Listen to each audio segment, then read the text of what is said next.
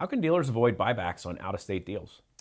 Brian, dealers need to take a proactive approach when collecting all of the requirements to title a vehicle, proof of residency, ID requirements, insurance. Buybacks often happen when a dealer failed to do that at the point of sale, and they're trying too far downstream to try to correct for that problem. So it's being proactive about collecting those requirements, and then also treating the deal with a sense of urgency. Everyone's urgent at the very end, of the road when the lender's kind of breathing down their neck, sending those demand letters, asking them, hey, it's time to write a check. The urgency needs to happen immediately after the point of sale to reduce the likelihood of a buyback. From the Aishin Broadcast Studio, it's the Executive Spotlight.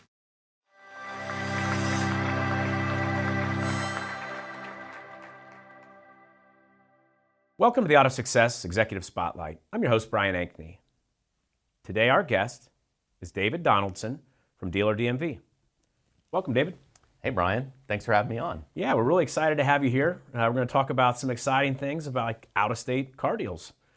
So for a dealer that's not using a system like yours, for their out-of-state deals, what does the process look like? Usually pretty painful.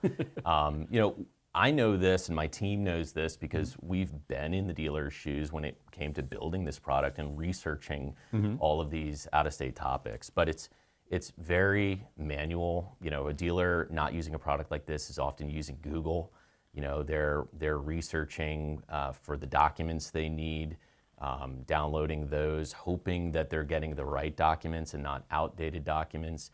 They're making phone calls to DMVs or county tax collectors' offices to try to get a quote on what those fees look like.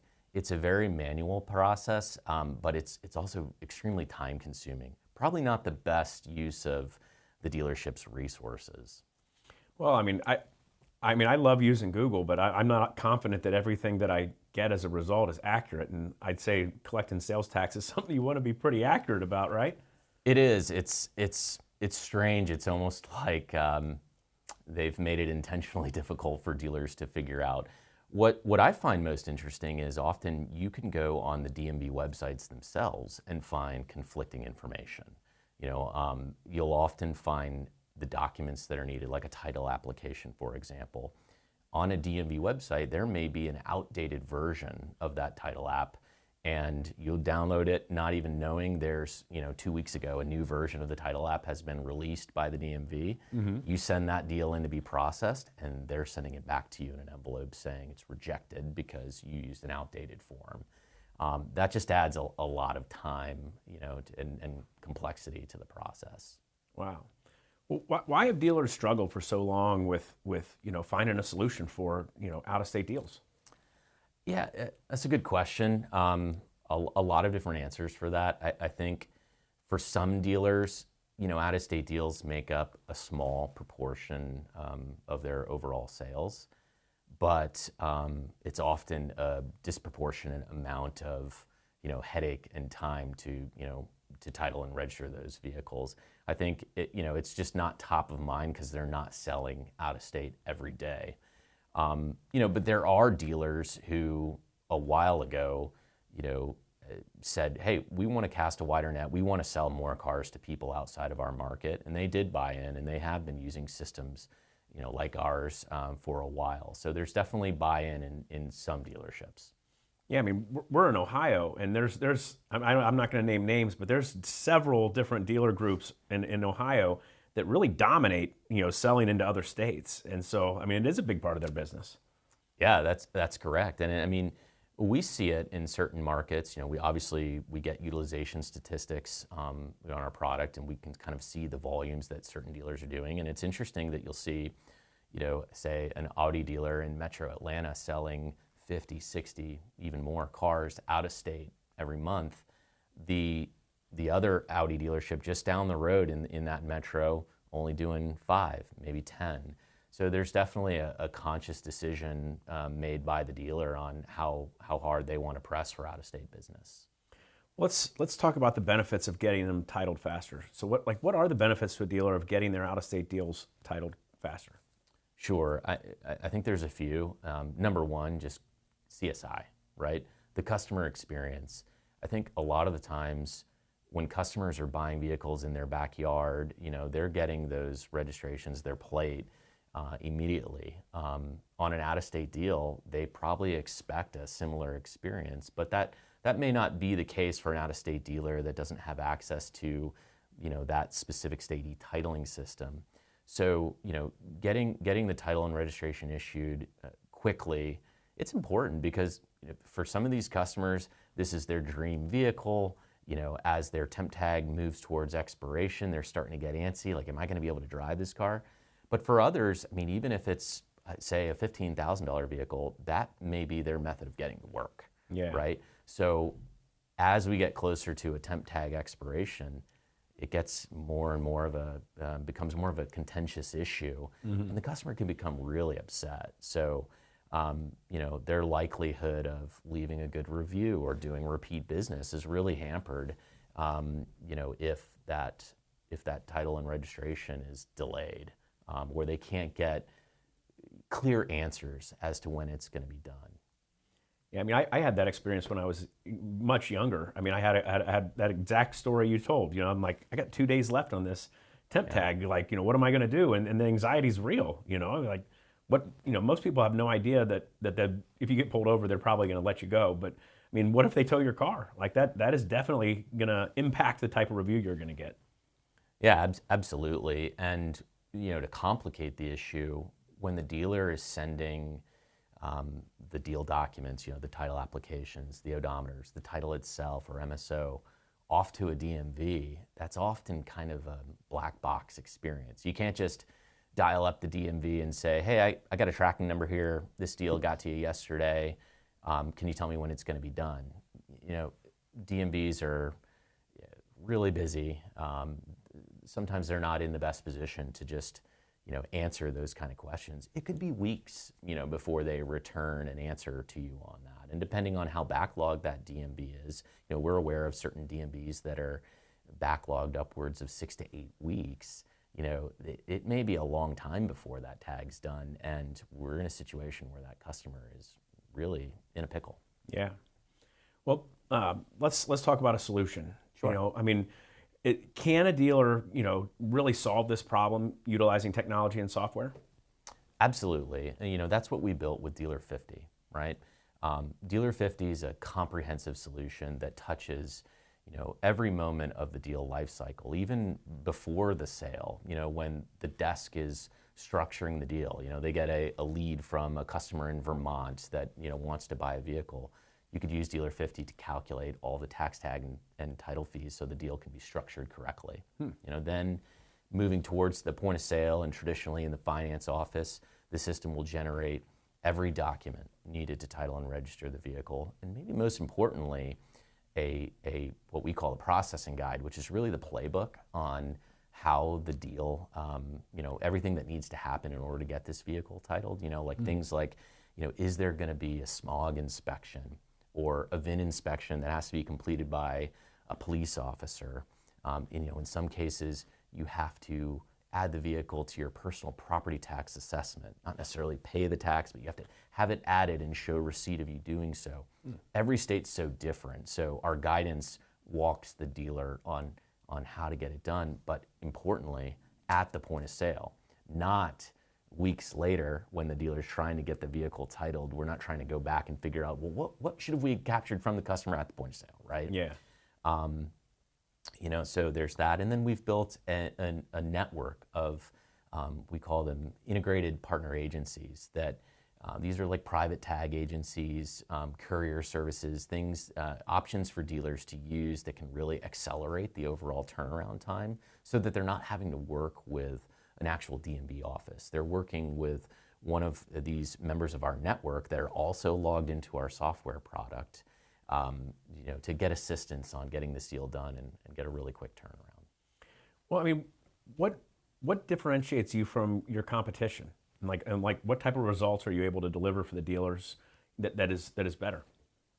Right. So in terms of outcomes, the immediate benefits that a dealer will see, number one, transparency in the system across the board. With our product, everyone in the dealership that is given a login, and that's controlled by the dealer, can see where the deal is in its life cycle, right? So it's a very transparent product. It integrates with the DMS. It integrates with your shipping account. You can see when deals were sent off to these different agencies around the country. Everyone has the power to answer the question when the customer calls in and says, "Do you have an update on my tag?" So number one, transparency. Number two, turnaround times. The average turnaround time across the country, well under 2 weeks. There are 23 states that have a 3-day or less turnaround time. So, wow. For example, a state that's traditionally known for being a long turnaround time, like New York, you can send a deal off and have that completed in under 3 days, where normally it might take upwards of 4 to 6 weeks. So those are the major outcomes, I think: improved transparency and drastically improved turnaround times. Lastly, I would say the fee calculator accuracy. With that, you can reduce outright eliminate write-offs and under-collections for bad tax calculations. David, what happens when dealers don't collect the right fees? Right. So when we talk to dealers, we've learned that more often than not, if the dealer under-collects, they're probably, before they go reach out to the customer after the point of sale and say, "Hey, actually, we need more money," they're probably more likely to write that off, right? They're going to absorb that just to get the title work completed, because they have an obligation to the lender to get the lien recorded. And if the customer is already gone, they have the car, they've already been contracted for the certain amount, the price of the car and all the fees and everything like that. They're not in a really good leverage position to ask for more money. It's also just a bad look. And we talked about CSI. There's already many customers are suspicious, whenever a dealer's asking for more money after the fact, that, it's an illegitimate request, right? So the dealer, more often than not, wants to stay out of that situation and will end up writing off that loss. And we talk to dealers that say, yeah, we write off thousands of dollars, in bad fees every month.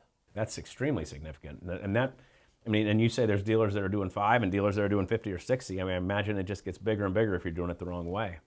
Right, and depending on what type of dealership it is, what kind of inventory they're selling, we have a lot of exotic dealerships, high line dealerships that are selling $200,000, $300, $400,000 cars. We've seen a few units over $1 million, and you make a 0.5% error on that calculation, and it's a big nightmare. And who wants to make the phone call back to the customer and say, "Mr. and Mrs. Customer, we actually need an additional $3,000 from you to get your vehicle titled." Wow. A lot of customers flat out refuse, and that puts the dealer in a really bad situation. When we were talking before the interview, you mentioned how important your customer feedback is to you. Can you give me an example of a change that you made, to your company based on customer feedback? Absolutely. In fact, more recently, one of the enhancements that we introduced to DLR50 was supporting military transactions. So, there are a lot of dealerships, particularly in a military area. Take, for example, we were talking about Pensacola. You've got naval base there. Those people stationed at that base are coming into the dealerships. They're wanting to buy cars, but they want to maybe title where they live. So. The system, we've introduced a lot of guidance around that to explain, to an F&I manager or a sales manager using the product, what that military member will need to kind of secure the exemptions that they may qualify for. Many states have exemptions for active duty service members. Many states also have exemptions for disabled veterans. The requirements to qualify for those are different. So. Our guidance will walk them through what they need, and every document is available, pre-filled out, by the system. The software handles that, for them to make it really easy. We've talked about, DMVs, different layers of government. We've talked about outdated forms. We've talked about, percentages of fees that are not collected right. There's a lot there. What does the compliance risk look like, for dealers that are doing business out of state?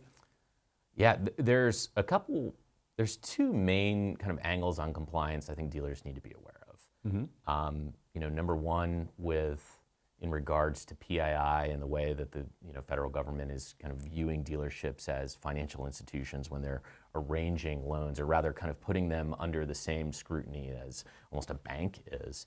The dealership has a responsibility to protect the customer PII. And when it comes to titling, when dealers are using third parties or seeking assistance from people to help them get done, we're seeing dealers, emailing things like driver's licenses, or in some cases social security cards where that's needed.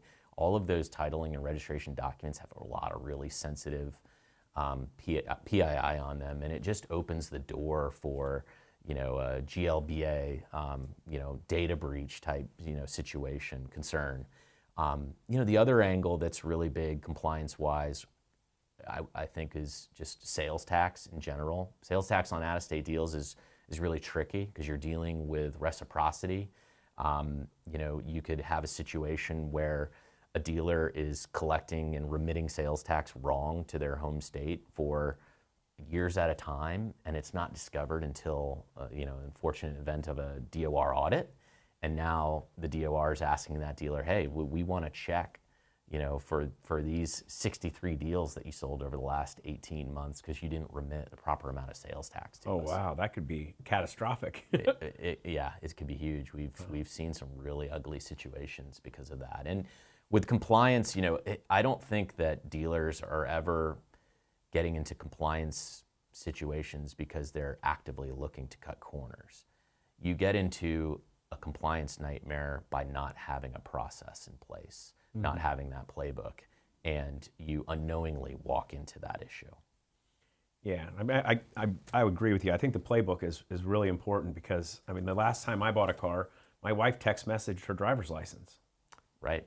And that's 100%, that hasn't been legal in a long time. Right. You want a salesman running around with 100 of your customers' driver's license on his cell phone?